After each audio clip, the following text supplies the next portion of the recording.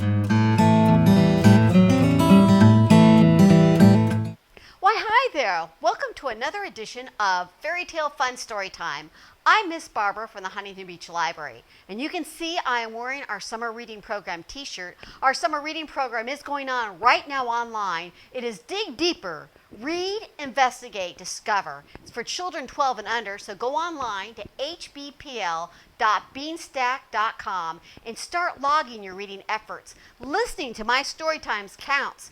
The more points you get, the more chances you can get to win our digital raffles, our grand prizes, and everyone who completes the program will get a goodie bag to take home. And listening to story times counts. We also are going to be having an August reading raffle, so you might as well sign up for that too and earn points for that as well when it becomes August. All right. So, before we start our story time today, I like to sing an opening song. I'm going to have everybody get their clapping hands ready. We're going to sing If You're Happy and You Know It, the Miss Barbara way. Are you ready? Do you have your clapping hands ready? Here we go. If you're happy and you know it, clap your hands. If you're happy and you know it, clap your hands. If you're happy and you know it, then your face will surely show it. If you're happy and you know it, clap your hands. If you're happy and you know it, touch your head.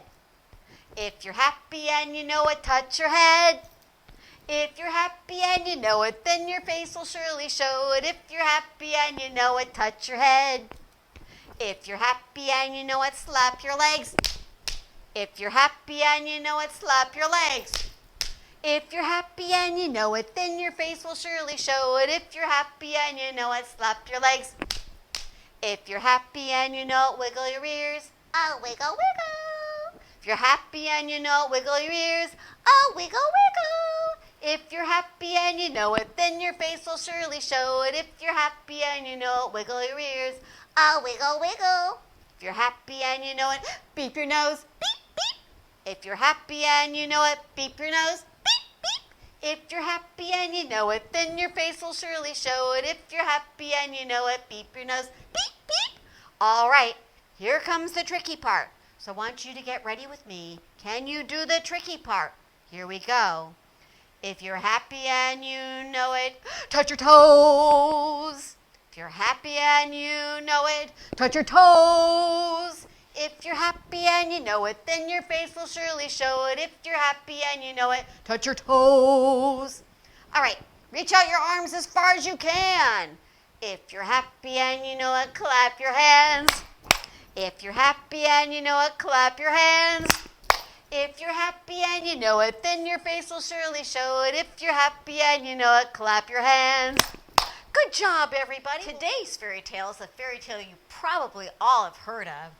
It is all about a little girl who likes to dress in a red hood. Little Red Riding Hood. And I even have the basket that she's going to take to her granny's house. Now, let's see what she's bringing to Granny. Picnic basket. Oh, what do I see in here? An ant? Well, we don't want to bring an ant to Granny's house, so we'll put the ant away. What else is in the picnic basket? Why, I see peanut butter and jelly sandwiches. That sounds yummy. What else is she bringing to Granny? I see a pitcher of lemonade. That looks pretty yummy. What else is she bringing to Granny? I see some slices of watermelon. That sounds like a nice summer treat. And what else is she bringing?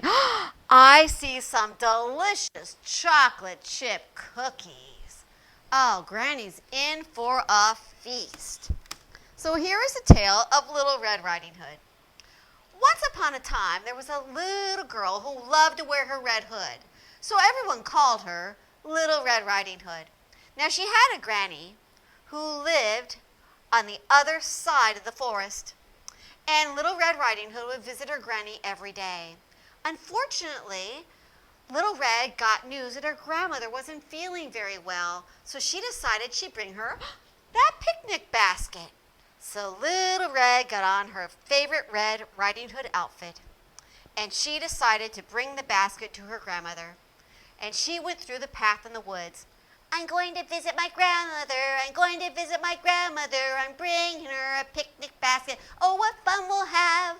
I'm visiting my grandmother. I'm visiting my grandmother. I'm visiting my grandmother. And oh, what fun we'll have.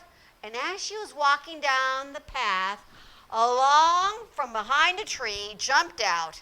I think we know who this is. It was the big bad wolf. Roar! Except Little Red Riding Hood, she didn't know that he was a big bad wolf. She thought he might be a nice wolf. And so he came out and said, "Why, hi there, little girl. Oh, what a pretty hood you're wearing. What a delicious, what a nice picnic basket you're carrying. Where are you going?" "I'm going to my grandmother's house, and oh, what fun we'll have. She lives on the other side of the forest." And the wolf said, "The other side of the forest, and you're following this path? I know a shortcut. Why did you go that way instead?" "Oh, thank you, Mr. Wolf," said Little Red Riding Hood, and she started skipping along the path singing, "Bringing a basket to my grandmother, I'm bringing a basket to my grandmother," the other way. And as she took the shortcut, the big bad wolf said, "I'm going to get to grandmother's house first, and I'm going to wait for Little Red Riding Hood in that picnic basket." So the wolf ran all the way to Grandma's house. And there was Grandma waiting for Little Red Riding Hood to show up when all of a sudden she heard a knock, knock, knock on the door. And she opened up the door expecting to see Little Red Riding Hood, but who did she see? She saw the big bad wolf instead, and he threw her into the closet, and he took all her clothes, and he dressed up like her and hid in the sheets. So Little Red Riding Hood came by, and she said, "Grandma, Grandma, where are you?" And Grandmother, who was really the wolf, said, "I'm in the bed. I don't feel very well." "Grandma, you don't sound like yourself," said Little Red Riding Hood. I've got a cold. That's why my voice is kind of deep," said the wolf, disguised as Grandma. So Little Red Riding Hood went into the bedroom, and there she saw her grandmother's night clothes. But was that Grandma in the bed? "Grandma," she said, "what big eyes you have." "All the better to see you with, my dear," said the big bad wolf. "Grandma," she said, "what big ears you have." "All the better to hear you with," said the big bad wolf disguised as Grandma. "Grandma, what a great big nose you have." "All the better to smell your picnic basket with," said the wolf disguised as Grandma. "Grandma," said Little Red Riding Hood, "what big giant teeth you have." "All the better to eat you with," said the big bad wolf. And the big bad wolf leapt out of bed and showed his great big teeth. Now, in the regular fairy tale, you know, Little Red Riding Hood and Grandma had to wait for the woodcutter to come and save them. But not in this fairy tale, because Little Red Riding Hood, she had girl power. Little Red Riding Hood knew what to do. Little Red Riding Hood opened up her picnic basket, and Little Red Riding Hood took that peanut butter sandwich and stuffed it in the wolf's mouth. And of course, the wolf's mouth got stuck, and he couldn't really open up his mouth anymore because it was full of peanut butter. Said the wolf, and Little Red Riding Hood said, "Wolf, if you want to get that peanut butter out, go chase the lemonade." And she threw the lemonade out the door, and the wolf went after the door. She locked the door, and the wolf was never seen again. And as for Granny, and as for Little Red Riding Hood, you know how this story ends. They shared a plate of cookies, and they lived happily ever after.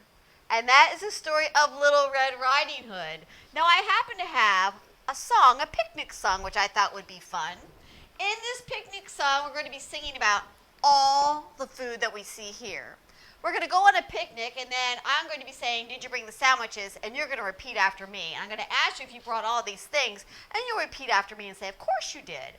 All right, are you ready? Let's get our picnic basket. I thought this would be a fun summer song. Here we go. It's called Going on a Picnic. Here we go. Going on a picnic, leaving right away. If it doesn't rain, we'll stay all day. Going on a picnic, leaving right away. If it doesn't rain, we'll stay all day. Did you bring the sandwiches? All right, you repeat. Yes, I brought the sandwiches. Did you bring the lemonade? You reply. Yes, I brought the lemonade. Did you bring the watermelon? Yes, you brought the watermelon. Did you bring the cookies? And you reply, yes, I brought the cookies. Going on a picnic, here we go. Going on a picnic, leaving right away. If it doesn't rain, we'll stay all day. All right, give yourselves a big round of applause. We are ready to go on our summer picnic. And that concludes today's story time. Let's get ready to sing our goodbye song. I'm going to have everybody get their clapping hands ready. Do you have your clapping hands ready? All right, here we go. Now it's time for us to go. It's time for us to say goodbye. But it won't be long, my friends, until we meet again. So long, farewell, goodbye.